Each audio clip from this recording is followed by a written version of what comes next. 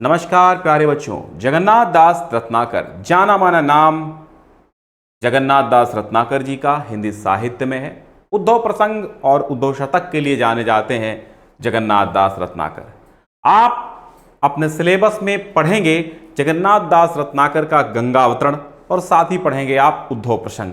अब आपको चूंकि 100% पढ़ना है तो आपको उद्धव प्रसंग और गंगा अवतरण दोनों चीजें पढ़नी है, वो हम पढ़ाएंगे अलग अलग। लेकिन इससे पहले आपको जगन्नाथ दास रत्नाकर जी का साहित्यिक परिचय पढ़ना होगा। तो हम लोग समझते हैं कि जगन्नाथ दास रत्नाकर जी का साहित्यिक परिचय कैसे लिखेंगे।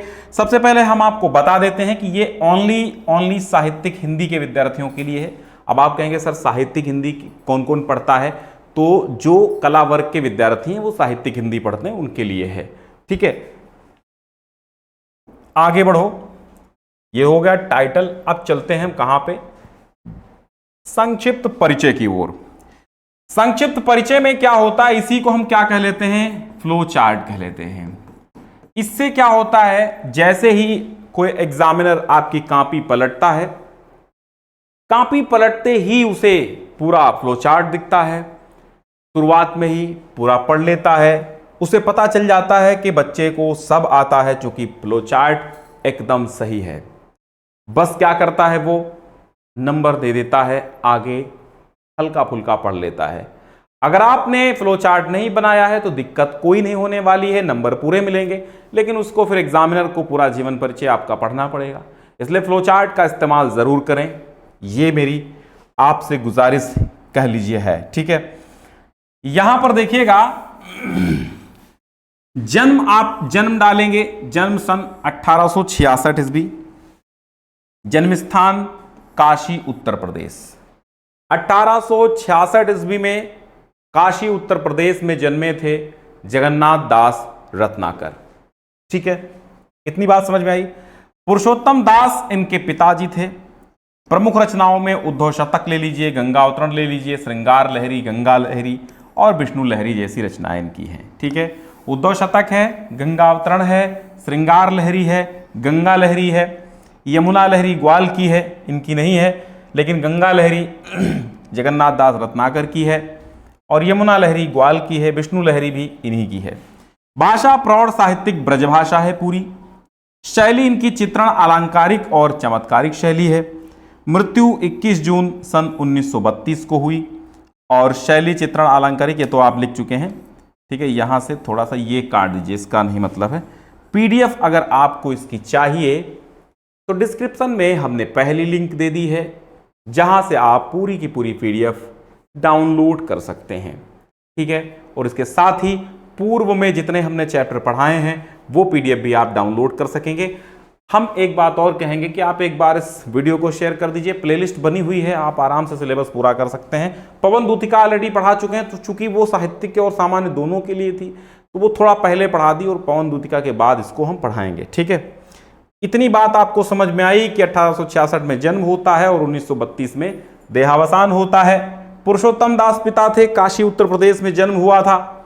इसके बाद चलते हैं और यहां पर शुरू करते हैं साहित्यिक परिचय, जीवन परिचय। लिखेंगे आपके जगन्नाथ दास रत्नाकर का जन्म सन 1866 ईस्वी में काशी के एक प्रतिष्ठित परिवार में हुआ था। कहां हुआ था, काशी के एक प्रतिष्ठित परिवार में इनका जन्म होता है। ठीक, वैश्य परिवार में जन्मे रत्नाकर जी के पिता का नाम पुरुषोत्तम दास था। कौन सा परिवार था, वैश्य परिवार। काशी के वैश्य परिवार में जन्मे थे कौन, जगन्नाथ दास रत्नाकर। पिता का नाम पुरुषोत्तम दास था और विद्यार्थी काल से ही उर्दू फारसी भाषा में कविताएं लिखते थे। कालांतर में यानी इसके बाद में ब्रज भाषा में लिखने लगे, पहले फारसी भाषा में लिखते थे। साहित्य सुधानिधि, ये देखिए हाईलाइट कर लीजिए, साहित्य सुधानिधि और सरस्वती का भी संपादन, इन दो पत्रिकाओं का संपादन तथा रसिक मंडल का संचालन, काशी नागरी प्रचारणी सभा की स्थापना एवं विकास में इनका योगदान है। इनका योगदान कहां कहां है, कहां कहां है, साहित्य सुधानिधि पत्रिका का संपादन किया, काशी नागरी प्रचारणी सभा की स्थापना में भी योगदान है, सरस्वती पत्रिका का भी संपादन किया और रसिक मंडल का भी संचालन इन्होंने किया। तो इतने ऐतिहासिक कार्य की बात समझ में आई। 1866 में काशी में जन्म, पिता पुरुषोत्तम दास, एक प्रतिष्ठित परिवार में जन्म था, वैश्य परिवार में जन्म हुआ था। सरस्वती पत्रिका का संपादन, साहित्य सुधानिधि पत्रिका का संपादन, साथ में रसिक मंडल का संचालन और साथ में काशी नागरी प्रचारणी सभा की स्थापना में भी योगदान इनका रहा। अखिल भारतीय कवि सम्मेलन तथा चौथी ओरिएंटल कॉन्फ्रेंस के हिंदी विभाग के सभापति बनाए गए। अखिल भारतीय कवि सम्मेलन तथा चौथी ओरिएंटल कॉन्फ्रेंस के हिंदी विभाग के सभापति बनाए गए। इन्होंने अपने काव्य का विषय पौराणिक कथाओं एवं घटनाओं को बनाया है। भक्तिकालीन भावनाओं को रीतिकालीन अलंकार पद्धति में अभिव्यक्त किया है। कला पक्ष में भी जितनी उतनी ही भाव पक्ष में सफलता प्राप्त हुई। जितनी इनको कला पक्ष में उतनी ही भाव पक्ष में सफलता प्राप्त हुई है जगन्नाथ दास रत्नाकर को। मेरे शब्दों पर गौर कीजिएगा, जितनी कला पक्ष में उतनी ही भाव पक्ष में सफलता जगन्नाथ दास रत्नाकर जी को प्राप्त हुई है। और साहित्य की सेवा में तत्पर हरिद्वार में 21 जून सन 1932 का वो समय था जब काल ने इनको हमसे छीन लिया। उसी दिन पंचतत्व में लीन हो गए थे, 21 जून सन 1932 ईस्वी। ठीक। अच्छा, जहां पर भी समय मिले तो कवि सम्मेलन अगर हो तो एक बार जाया करो, वहां पे कविताएं सुना करो, साहित्य से जुड़ो, है ना, हिंदी का प्रचार प्रसार करो।